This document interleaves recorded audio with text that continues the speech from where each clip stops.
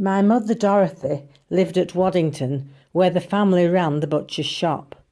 She worked in Clitheroe and would cycle there every day.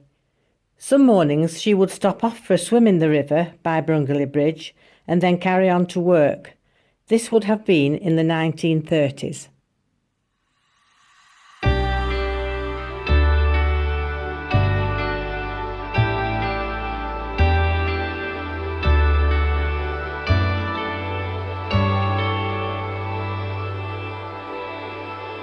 Hello, I'm Catherine Lancaster, but better known to many as Katie Lancaster.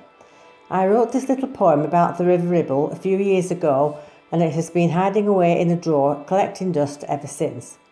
The River Ribble has been a big part of my life, all my life, and I am now 70 years old. Can't believe it.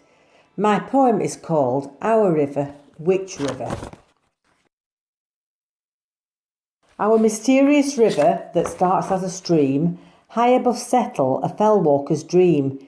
It twists and it turns through terrains high and low to a town steeped in history, old Clitheroe.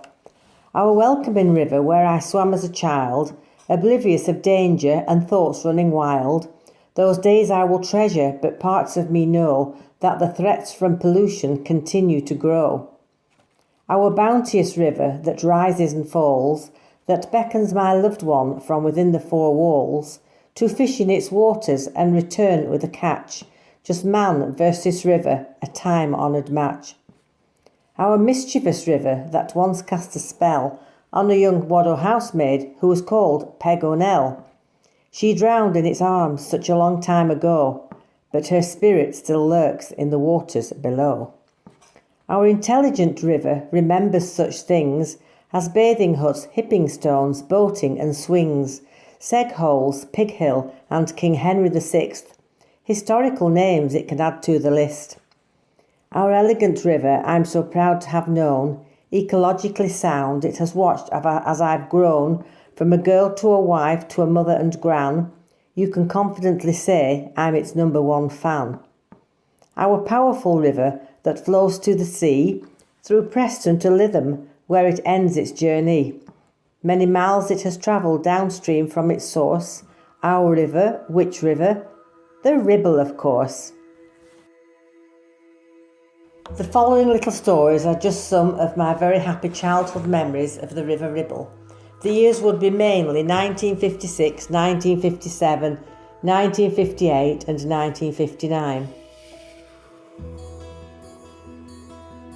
If the weather was hot, my mother would pack up a picnic tea, and right after school, which was Pendle Junior in Clitheroe, my brother, sister and me, and many other families from Park Avenue where we lived, would walk down Waddington Road as far as the cemetery, cross 2 fields which were sometimes full of cows, and head for our own patch of grass at the Coe Field.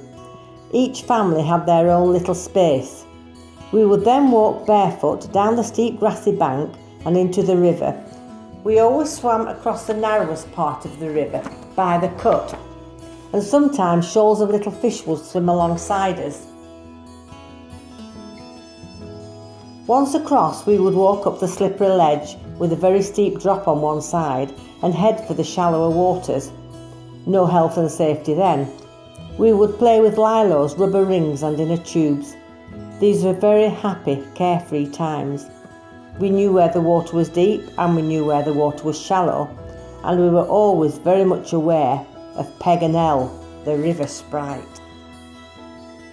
Legend has it that Peg O'Nell was a young Waddow Hall housemaid who drowned in the River Ribble at Brungley.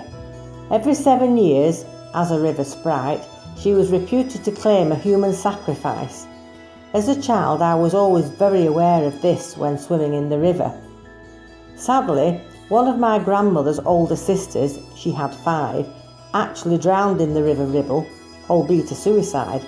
This was in the late 1800s. I wonder if Peg O'Nell could have been responsible for this. We would swim and play for about an hour in the river, and then my father, Ronnie, would join us after work. What a thrill it was to see him coming down the field, and we would run to meet him. Next would be the picnic tea, and then we had to wait 30 minutes to let our tea go down, as Mother would say, then into the river again. At the end of the day, all the families would play cricket and rounders before heading home. I remember a lady called Mrs. Hudson, and she always put her swimsuit on behind the same tree by the river bank. We as children thought this was really funny, as her towel would often drop to the floor. Mrs. Hudson was an excellent seamstress, and it was she who made my beautiful wedding dress in 1970. In the late 1950s, I remember the river at Brungley being completely frozen over for a few weeks. The ice was tested and deemed thick enough to skate on, so many people, including me, took to the ice and skated up and down the frozen river, and we enjoyed every minute of it.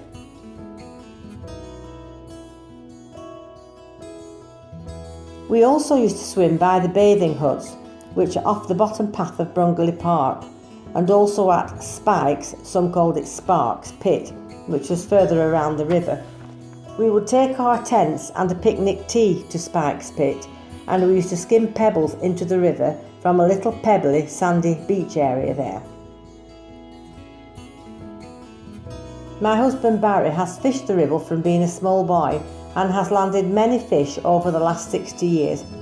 As a youngster, he also vividly remembers when fishing in the dark, sending flashlight signals to the Girl Guides at Waddle Hole from across the river and sometimes getting a signal back. I've seen the river in flood many times, and apparently when the waters are going down, that's when the fishing is at its best. So there you have it, just a few of my many happy memories of the River Ribble and Brungley Park, which are now being continued through the eyes and ears of my 5 lovely grandchildren. Thank you for listening.